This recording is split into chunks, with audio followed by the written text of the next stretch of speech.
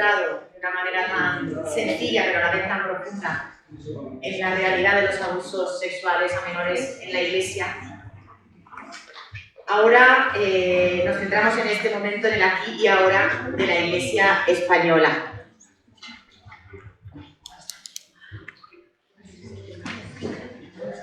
Lo vamos a hacer mano a mano en una conversación con el abogado Alfredo Dagnino, al que agradezco desde ya que esté aquí con nosotros compartiendo esta jornada, por su disponibilidad y por su presencia en medio de las múltiples tareas que tiene a sus espaldas. Fue el pasado 22 de febrero, hace ya algo más de 3 meses, cuando se nos convocaba a los periodistas en la sede madrileña del bufete Cremades Calvo Sotelo para anunciarnos que la Iglesia española había encargado una auditoría externa, una investigación independiente vinculada al tema de los abusos sexuales. En una multitudinaria rueda de prensa se expusieron las líneas generales de este proyecto, tanto el presidente de la Conferencia Episcopal Española, don Juan José Omeya, como el presidente y fundador de Cremades Calvo Sotelo, Javier Cremades. Esa misma mañana se firmaba la hoja de encargo que llevaría a Alfredo Dagnino a situarse como coordinador del equipo de esa auditoría externa de la que tanto se ha hablado hasta hoy y sobre la que nos podrá despejar a buen seguro algunas dudas. Alfredo Dagnino es socio de Cremades Calvo Sotelo, letrado del Consejo de Estado, fue presidente de la Asociación Católica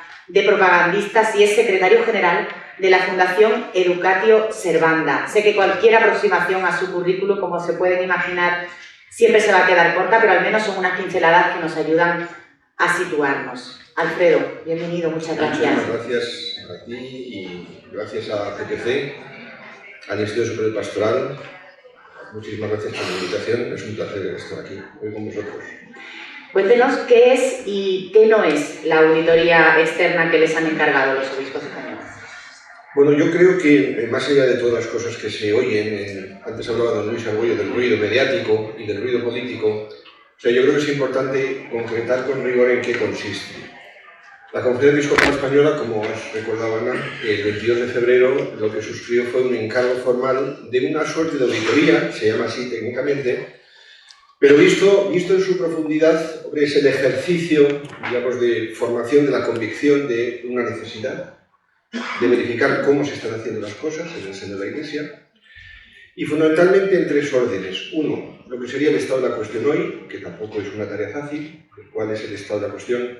Antes comentábamos en un café que hay personas que se creen que la realidad de la Iglesia es una realidad orgánicamente homogénea y se desconoce pues, la realidad de la multiplicidad de instituciones que conforman la Iglesia, las diócesis, los centros religiosos, las sociedades de vida apostólica, las instituciones laicales. Entonces, el ver institución por institución cuáles han sido los casos que se han dado, cuáles han sido las incidencias a las que han dado lugar, tanto en sede canónica como en sede civil, y en qué ha terminado todo eso. O sea, tener una suerte de cuadro, de mapa, de cómo están las cosas en ese sentido en España. Luego, en segundo lugar, también, bueno, qué medidas se han ido adoptando a lo largo de estos años y actualmente, pues en aras a la prevención y a la actuación, muy especialmente para prevenir casos de esta naturaleza. Y qué trabajo están haciendo las diócesis, que lo están haciendo desde largo tiempo atrás, y las demás instituciones en ese sentido. Y luego, en último término, cómo han ido funcionando los sistemas de reparación. Los sistemas de reparación, tanto de orden material, o sea, que pueden ser mecanismos de resarcimiento, de ayuda material, como se ha dicho antes, lo que es el acompañamiento espiritual, pastoral, el apoyo moral que las víctimas han tenido en el seno de la Iglesia. Entonces, el hacer una auditoría y una verificación de cómo se están haciendo las cosas, con la pretensión sana de poder mejorar en su caso, de corregir posibles defectos, ese es el objeto de la auditoría. ¿Qué no es? Pues lo que no es, a mi modo de ver, es una causa general contra la Iglesia Católica. Ese ruido mediático a veces parece, bueno, deducir que esto es una cosa distinta, ¿no? Ni se debe aprovechar como una causa general contra la Iglesia. Las causas generales, por principio, son malas. Y no es un concilio Vaticano III, porque en el análisis que hemos visto de la experiencia comparada, pues a veces existe la tentación de incidir sobre cuestiones que afectan a la esencia misma de la vida y la misión de la Iglesia. Esto es una tarea, quizás al propio tiempo, más modesta, mucho más modesta, y al propio tiempo trascendente, que es fruto del convencimiento de la Iglesia en España, representada en la Conferencia Episcopal Española, es el sano ejercicio de ver cómo se están haciendo las cosas, un reconocimiento explícito de la realidad dramática que se ha vivido y la pretensión de mejorar con absoluta transparencia. En esa presentación, el presidente del bufete, Javier Cremades, habló de llegar hasta el final y los obispos posteriormente también han dicho que no se iban a poner límites para mirar al pasado, que se contarían los abusos desde el primer paso que se tenga registrado. ¿Cómo interpretamos esa expresión de llegar hasta el final de los abusos en España? Bueno, más allá de la literalidad de la expresión, lo que yo creo que Javier Cremades quiere señalar es que el encargo se va a llevar a cabo como procede en sus términos. O sea, nosotros tenemos un encargo y ese encargo es nuestra hoja de ruta. Y nosotros no podemos salirnos de ese encargo y en los términos que yo señalé anteriormente, lo que está claro es que esa misión la tenemos que llevar hasta el final con todas sus consecuencias. Debo decir que es una tarea, por un lado, es un reto apasionante, donde todos los días aprendemos. Yo personalmente aprendo todos los días. Y en segundo lugar, es un reto también de servicio a la Iglesia y de servicio indirectamente a la sociedad.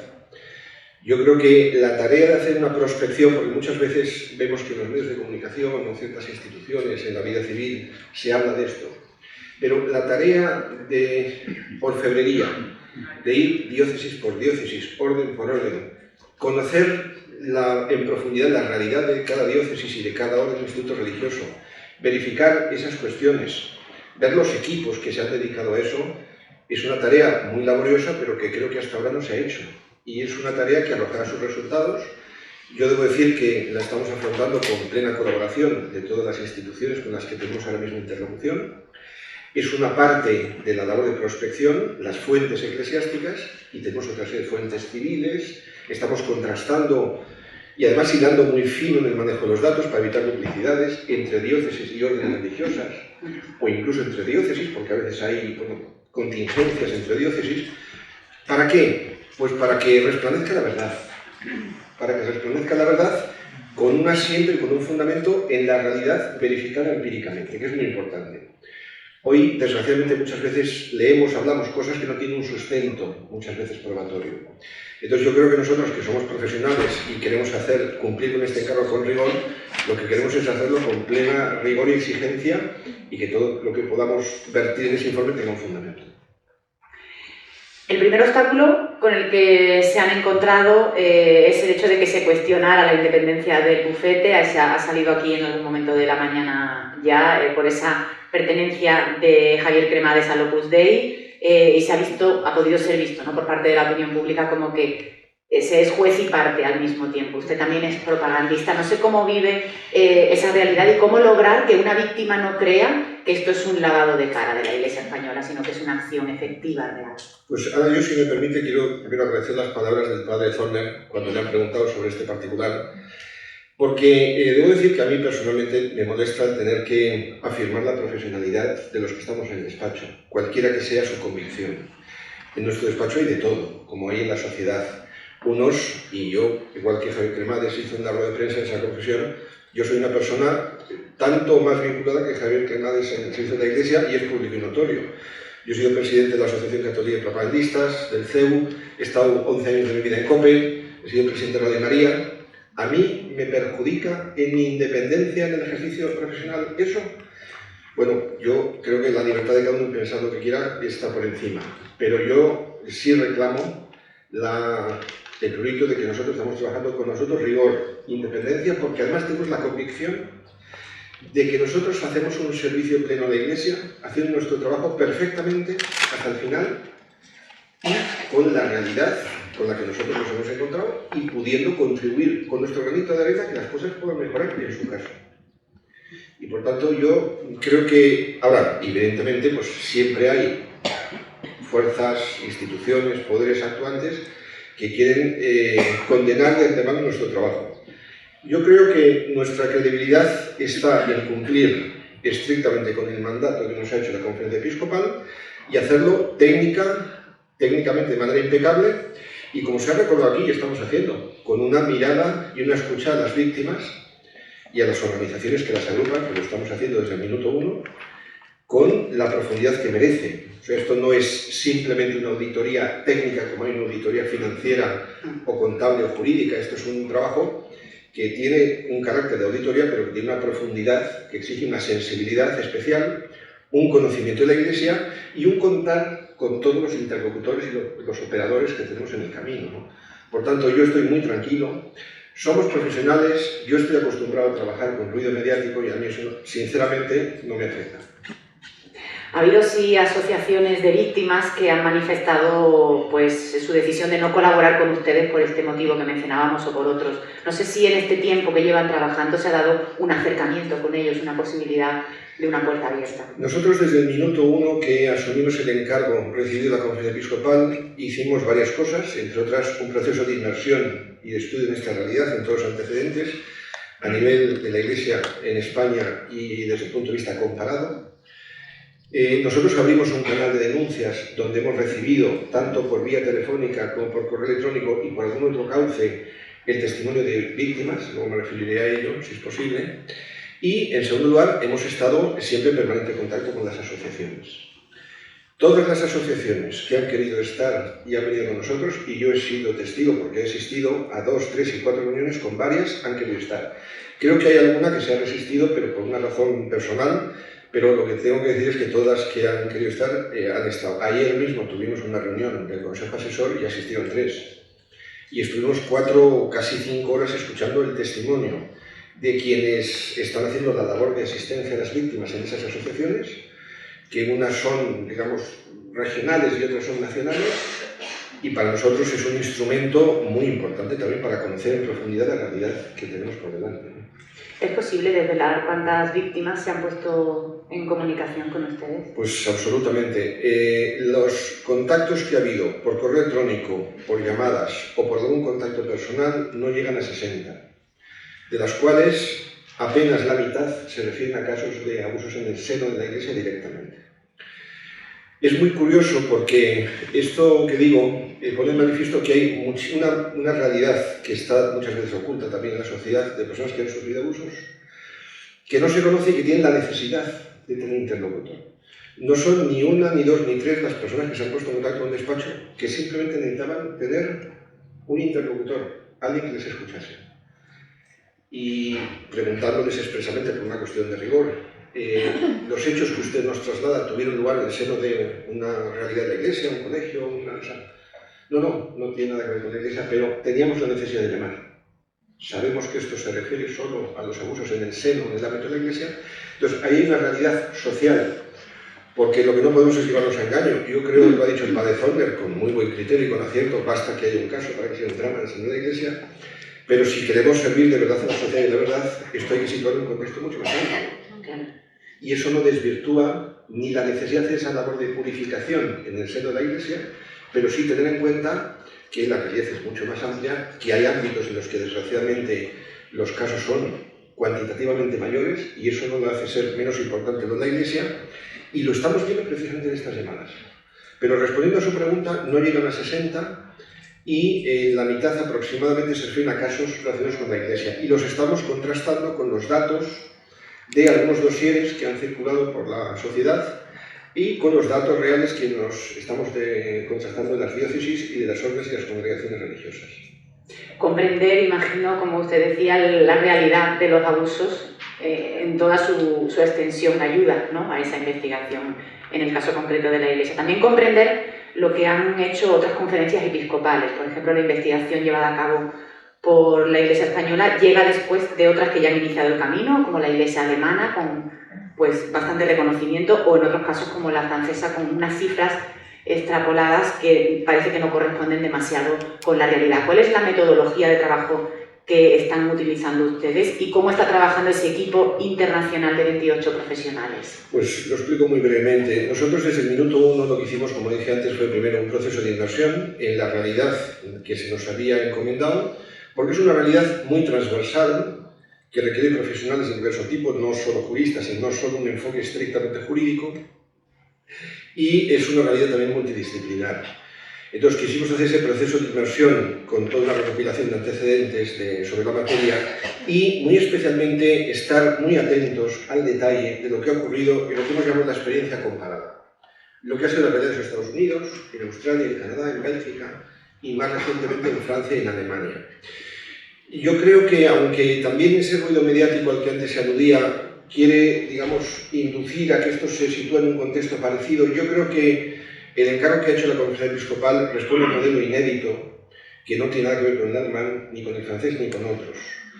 Nosotros, precisamente, en ese consejo asesor que se ha creado en el despacho, están presentes los dos abogados alemanes que formaron parte de esa comisión y de ese trabajo.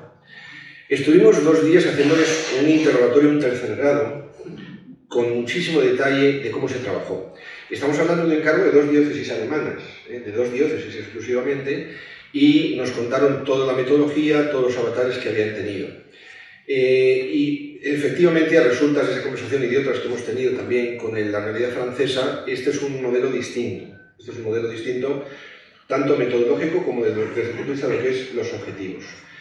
Entonces, nosotros lo que hicimos fue tomar conciencia de lo que se estaba haciendo en nuestro contexto y se había hecho desde el punto de vista comparado y poner, digamos, una estructura organizativa en el despacho realista y operativa. Nosotros tenemos un encargo que nos obliga a entregar un informe de auditoría en 12 meses, y 12 meses se pasan pronto. Y estamos hablando de hacer una labor de prospección e interlocución con todas las diócesis e instituciones religiosas de España, que no es una cuestión menor. Y estamos hablando de que en esta labor, nosotros nuestra pretensión no es nuestra voluntad despacharlo de manera mecánica o de manera rituaria.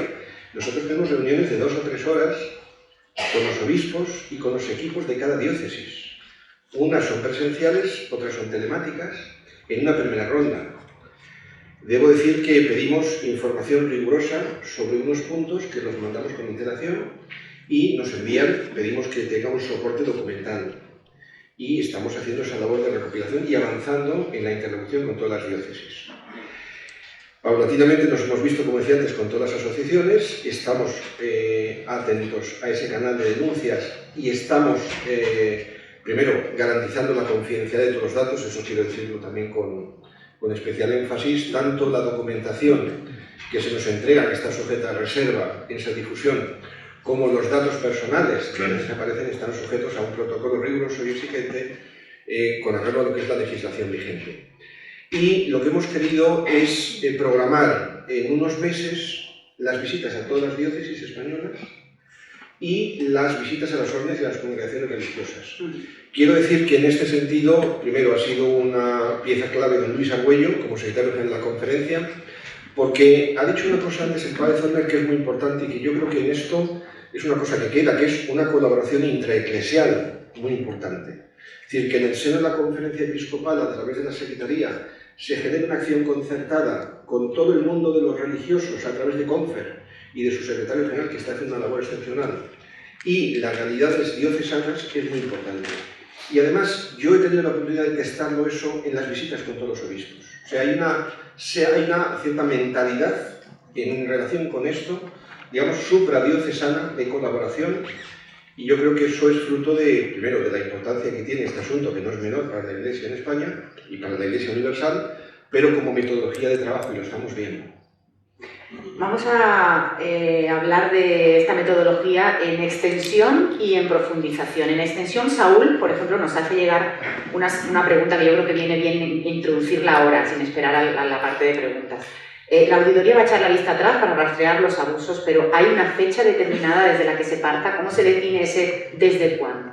Pues como se suele decir, me ha sido mucho que me hagas esta pregunta, porque nosotros una de las cosas primeras que hicimos fue delimitar el ámbito, el perímetro del encargo de auditoría. Y lo hicimos con una idea fuerza compartida por la Conferencia Episcopal, que era no establecer restricciones artificiales. Me explico. Y al propio tiempo, hombre, establecer un orden de magnitudes. Ámbito subjetivo. ¿Qué instituciones de la Iglesia son objeto de la auditoría? Hicimos un análisis muy riguroso, aquí está don Jesús también, que fue testigo, y se hizo una interpretación amplia de todas las instituciones de la Iglesia que iban a ser objeto de fiscalización o de auditoría.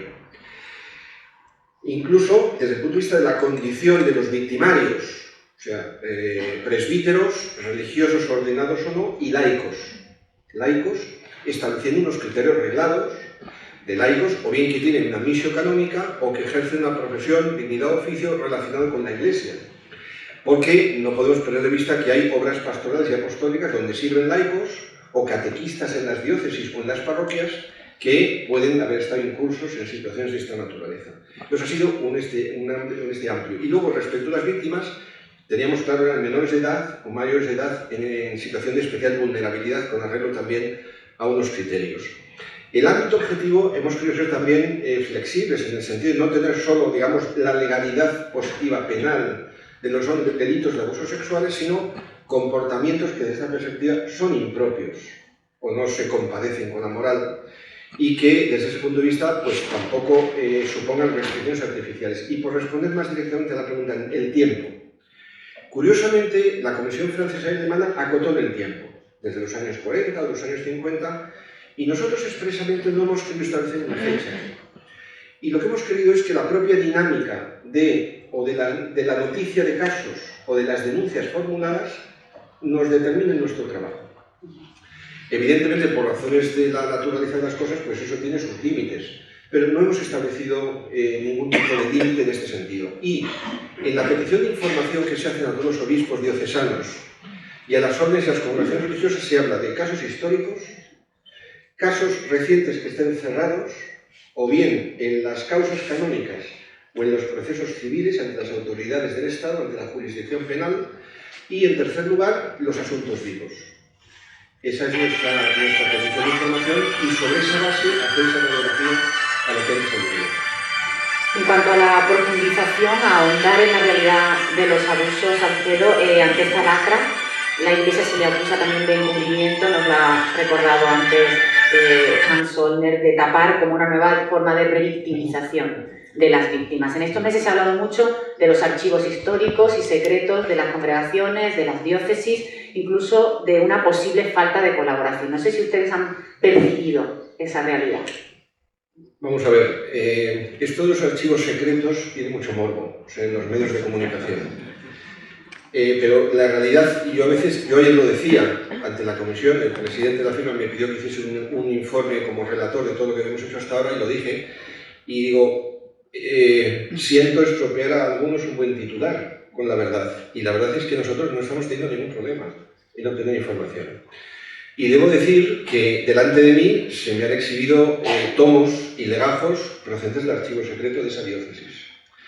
Entonces, nosotros estamos ahora mismo en una primera ronda de interlocución, con una petición exigente de información en esos 3 órdenes. Y nosotros recibimos. Cuando nosotros no tenemos claro algo o tenemos alguna duda, nosotros nos volvemos a poner en contacto con la diócesis, o en su caso con la orden religiosa, y pedimos explicaciones o información suplementaria, y siempre sustentada documentalmente. Y respecto a los archivos secretos, nosotros lo que no decimos es de dónde tienen que sacar la información. Si hay necesidad de contrastarlo con documentos in situ, lo haremos. Pero nosotros, hasta ahora, no hemos tenido ningún problema en cuanto a la transparencia de la información y la documentación que se nos proporciona. Y creo que obedece, sinceramente, a una concienciación real y sincera del seno de la Iglesia. El propio Luis Argüello, el secretario general de la Conferencia Episcopal, sí que ha hablado también pues, de que muchas veces no queda constancia de esos abusos porque precisamente era un tema que no se quería mirar de frente, que era un tema tabú. No sé si eso es un impedimento bastante objetivo para ustedes. Eso es un impedimento objetivo en cualquier ámbito de la criminalidad. O sea, hay delitos que no se conocen nunca. Y en este ámbito nosotros sabemos que hay, pues evidentemente, casos en donde por las circunstancias peculiares de lo que son los abusos sexuales en el entorno de la Iglesia, igual que lo es en el entorno de la familia o en otros ámbitos profesionales, que no se conocen porque hay una resistencia a la denuncia, pues por razones obvias muchas veces del trauma personal que hay detrás, por razones a veces de los clichés y los estereotipos sociales, y por las dificultades que muchas personas tienen en sus respectivos entornos. O sea que yo creo que indudablemente hay casos que no se conocen y al hilo de algunas interlocuciones con asociaciones de víctimas eso ha salido en manifiesto. Evidentemente, si no se conocen, no se conocen. Y es difícil auditar lo que no se conoce. Lo que sí es verdad es que esto es una realidad en cualquier ámbito de la sociedad. Y en la interlocución con las asociaciones y con casos concretos, sí es verdad que cuando ha habido algún testimonio o se ha puesto en manifiesto un caso de abuso, pues normalmente salen otros tantos. Normalmente yo llego al convencimiento, y yo no soy un experto ni un especialista en esto, pero sí he llegado al convencimiento después de adentrarme en todo esto en estos meses, es que normalmente el abusador no lo es de una víctima sola. No suele serlo, no suele serlo. Y es habitual, y en los datos que estamos manejando, es que tanto en el seno de la Iglesia como fuera, estamos hablando de acontecimientos episódicos que se dan, desgraciadamente, en estas circunstancias, ¿no? Pero en relación con eso, efectivamente, hay asuntos que no se conocen y que será difícil conocer. ¿El objetivo de su trabajo es dar una cifra definitiva de los abusos en la Iglesia española en el último siglo? Bueno, yo creo que el encargo, como he dicho al principio, es un poco más complejo. O sea, yo creo que es, en primer lugar, ofrecer esa radiografía en datos veraces y que la verdad resplandezca en cuanto a los datos, que probablemente a algunos no les va a servir nunca, porque yo sé que estamos condenados de antemano. Es decir, que tendremos que ser muy duros para la Iglesia para ser creíbles, pero yo en eso tengo la tranquilidad de la objetividad y del rigor. Y a salvo de lo que usted ha puesto de manifiesto, de que hay casos opacos que no salen porque no se denuncian, más allá de eso, los que están registrados saldrán a la luz. Históricos, más recientes, o los que estén vivos o en curso, bien ante la jurisdicción penal del Estado o bien en causas canónicas que no han sido todavía resueltas o bien por el obispo o por la Congregación para la Doctrina de la Fe. Y desde ese punto de vista nosotros estamos tranquilos, pero el encargo va más allá. O sea, todo lo que es verificar cómo se están haciendo las cosas, porque ahí sí que hay cosas que probablemente pueden mejorar. En el seno de cómo una diócesis, una orden, puede afrontar todo esto. Tanto de formas de actuar, de cómo articularlos desde el punto de vista organizativo, de dar la profundidad que merece, pues ahí habrá recomendaciones y sugerencias. Y luego desde el punto de vista también de las reparaciones, ahí pues, hombre, nos hemos encontrado, por ejemplo, casos de órdenes y congregaciones religiosas que han establecido unos mecanismos pues, inéditos y muy avanzados de resolución de controversias, ¿no? No quiero citar ahora ninguno en particular, pero hay casos donde son pioneros, o sea, órdenes que han hecho cosas muy pioneras y a satisfacción de las víctimas después de algunos años, ¿no? O sea, yo creo que hay un proceso de concienciación real y sincero de mejora de todos estos mecanismos y todo eso se tendrá que examinar en el informe, evidentemente. En medio de esa polvareda mediática y política que despierta un tema como este, ¿cree usted que como sociedad vamos a saber distinguir la parte del todo? ¿Vamos a saber quitarnos esa etiqueta que nos han puesto, que nos hemos puesto como Iglesia Católica abusadora? Bueno, yo creo que eso es una etiqueta injusta. Yo creo que el reconocimiento de casos reales que hay en la Iglesia Universal, extraer de ahí la tesis de la Iglesia abusadora me parece excesivo. Lo que yo creo, la Iglesia tiene una misión y una belleza que uno contempla cuando, precisamente incluso en este trabajo, uno tiene que, el otro día, en una diócesis, o sea, los sacerdotes tan extraordinarios que había, vicarios generales, vicarios judiciales, los laicos que colaboran en las diócesis, en las oficinas. O sea, esto te da oportunidad de ver la belleza de la Iglesia por dentro y la cantidad de gente buena y santa que está de manera abnegada y desprendida al servicio de la Iglesia. Y luego tienes una zona oscura que hay que redimir y que está en la Iglesia en ese proceso de purificación. Pero yo creo que desvirtuar la esencia de la Iglesia y por estos acontecimientos me parece profundamente injusto. Yo sé que algunos están en eso, pero ¿estarán en eso por esto o por cualquier otra cosa? Porque, hombre, tampoco podemos ser cándidos. Esto también se utiliza por los enemigos de la Iglesia. Lo ha dicho el padre Zollner.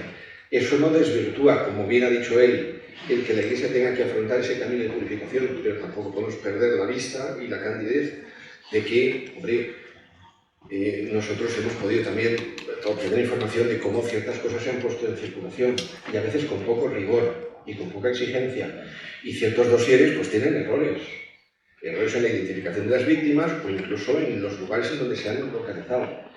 Entonces, ojo con esto también. Yo creo que debemos ser muy exigentes con nosotros mismos como Iglesia, por supuesto, pero creo que de ahí inferir un lema como Iglesia abusadora me parece injusto. ¿Es incompatible esta comisión a la encargada por el Gobierno al Defensor del Pueblo para estudiar los abusos? ¿O se va a colaborar o se va a participar de alguna manera? ¿Está previsto? Vamos a ver, yo creo que hay una suerte de competición entre la Comisión Defensor del Pueblo y el encargo del despacho que yo no entiendo muy bien. Yo creo que son dos cosas muy distintas. En primer lugar, esto es un encargo. O sea, aquí no se ha creado una comisión, esto es un encargo de la Conferencia Episcopal Española a un despacho profesional. Ese despacho profesional lo ha organizado como mejor ha entendido. Eso es una cosa, y por tanto es una auditoría al servicio de la Conferencia Episcopal independiente, objetiva y rigurosa.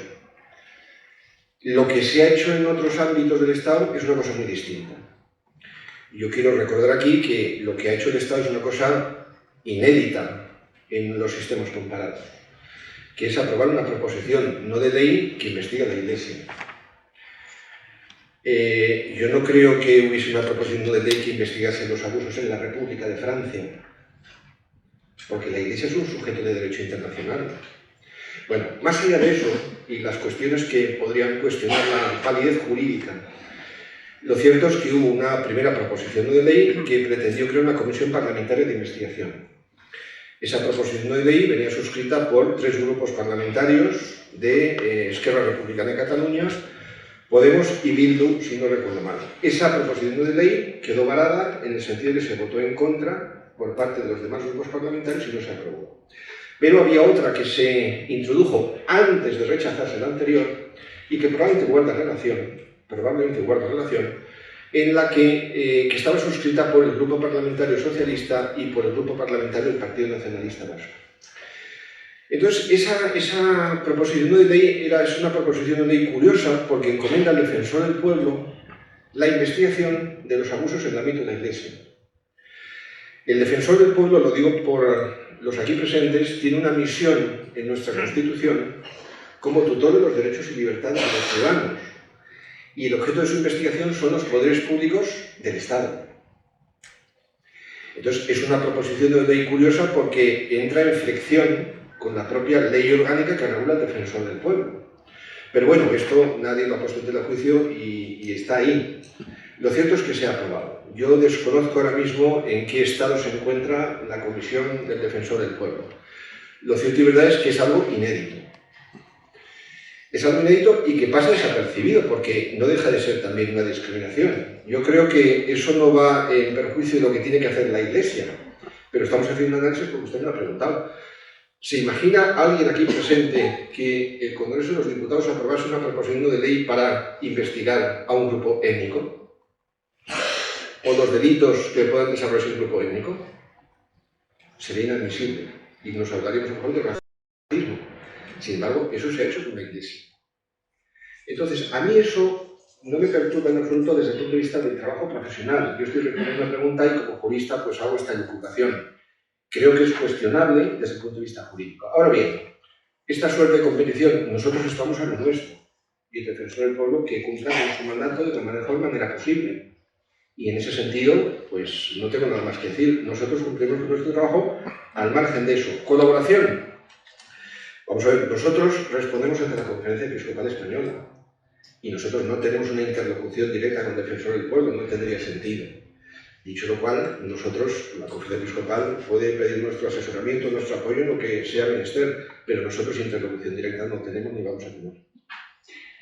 No sé si tienen alguna pregunta que hacer en el público, se la pueden hacer llegar como hemos hecho anteriormente a nuestros compañeros de la revista Vida Nueva de PPC. Y a mí sí que me gustaría preguntarle, como cristiano comprometido, Alfredo, ¿cómo vive tocar tan de cerca el dolor de las víctimas? ¿Le ha hecho tambalearse de alguna manera su fe en la institución, su confianza? Vamos a ver, yo digo, sinceramente, mi fe no se ha tambaleado por eso, pero a mí me conmueve diariamente, y no solo me conmueve, sino que aprendo diariamente de todo este proceso. Está siendo una lección diaria y constante.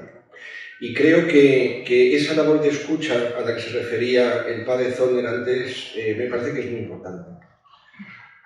De las víctimas y de las personas que han estado cerca de las víctimas. Nosotros el otro día, no voy a dar más datos, pero hubo algunos sacerdotes que se pusieron en contacto conmigo por un caso que teníamos referido, identificado, y donde unos sacerdotes habían acompañado a la víctima en el tratamiento psicológico, habían acompañado durante años y estaban ayudando, haciendo una labor excepcional, y tuvimos un encuentro con ellos y fue verdaderamente conmovedor. Y habían pasado muchos años. Entonces, por muchos años que pasen, las víctimas lo tienen a flor de piel y a veces de una manera traumática. Es difícil a veces incluso el afrontar el testimonio de una conversación. Y en ese sentido yo me reafirma, o sea, mi fe no se tambalea por este proceso, pero me reafirma, eso sí, por supuesto, en la necesidad, como de cualquier cristiano, estar en estado permanente de conversión y de purificación, porque nosotros somos pecadores y nuestra naturaleza caída nos obliga a eso. Nos van a hacer llegar una pregunta. Yo tenía otra y es, hemos hablado antes de no confundir el todo con la parte, ¿no? Según datos de la Fiscalía General del Estado, de los 15.000 casos abiertos con relación a abusos a menores, solo 68 están vinculados a la Iglesia. El examen de conciencia que es necesario y que está ya en proceso va a ser extrapolable, va a conseguir usted, piensa que llegue a contagiar al resto de la sociedad, a otros entornos en los que se producen este tipo de abusos. Pues yo espero que sí. Ayer, precisamente, en la reunión que tuvimos, decíamos que este ejercicio que se ha hecho en el seno de la Conferencia Episcopal y el ejercicio que está haciendo nuestro despacho en el desarrollo de los trabajos para dar cumplimiento a este cometido, que podría ser también objeto de imitación. Esos datos de la Fiscalía General del Estado son datos que se corresponden con los de la Fundación ANAR, que se hicieron públicos y en donde se refleja donde el problema es mucho más amplio en la sociedad, en determinados ámbitos, en algunos muy sorprendentes, no solo las familias, que mayoritariamente es el ámbito en el que se producen abusos, sino también centros de acogida, e incluso sorprendería los casos en el ámbito deportivo y en ciertas especialidades deportivas.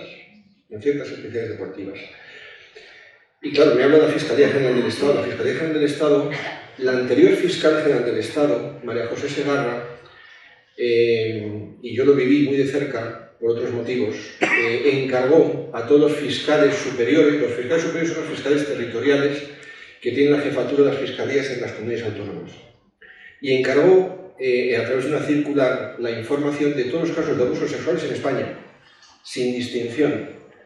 Esos datos no obran en poder de la Fiscalía General del Estado. La actual Fiscal General del Estado, María Dolores Delgado, ha girado una circular solo ceñida a los casos de la Iglesia, que sí han llegado. Es la misma Fiscalía General del Estado que hace 2 semanas cuestionó nuestra independencia en un informe supuestamente reservado que filtró un medio de comunicación.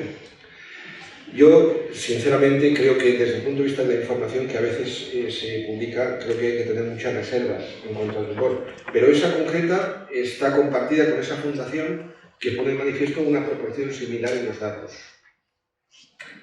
Desde el público nos hacen llegar una pregunta. Nos preguntan en relación a los plazos, los tiempos, por conocimiento directo. Nos dicen, tengo la impresión de que los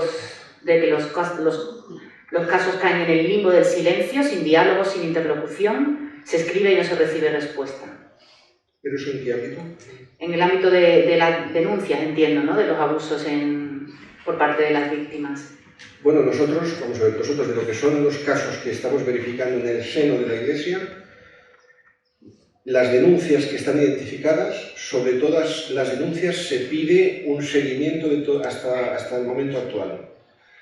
O sea, cuando digo un seguimiento me refiero a las incidencias a las que dio lugar. Y por tanto, si resulta de una denuncia conocida o ni siquiera una denuncia formal, la puesta en conocimiento que se tiene fehaciente al obispo o a alguien del entorno de la diócesis o de la congregación, si eso dio lugar a actuaciones o no. Y si dio lugar a actuaciones a la apertura de la causa canónica, el proceso administrativo penal, o si se dio traslado al orden civil. Yo sí he podido comprobar que hay, las denuncias que formalmente se tiene conocimiento han dado lugar a actuaciones en todos los casos que tenemos conocimiento. Y en aquellos casos en los que haya disfunciones de este tipo, lo tendremos que poner de manifiesto. Esa es la labor, precisamente, de prospección que se nos ha encargado. Desde el chat de YouTube lanzan una pregunta comprometida. ¿Cuánto le paga al bufete por este cargo? ¿Cuánto es el montante del encargo? Eso es muy fácil porque la hoja de encargo está publicada en la página web de la Conferencia Episcopal Española y del despacho para cualquiera que tenga bien, y fue pública para los medios. El despacho, el problema de Carlos Sotelo, hace este trabajo pro bono y dejando a salvo los gastos propios de lo que es la tarea de realización del encargo. Pero lo que es la facturación de honorarios profesionales no está prevista en la hoja de encargo, ¿no? Y así lo quiso el presidente de la firma. Pues Alfredo Dagnino, muchísimas gracias por responder sin dudar ni poder dudar a ninguna de las preguntas que les hemos hecho desde aquí, desde la mesa y también desde el auditorio. Muchísimas gracias.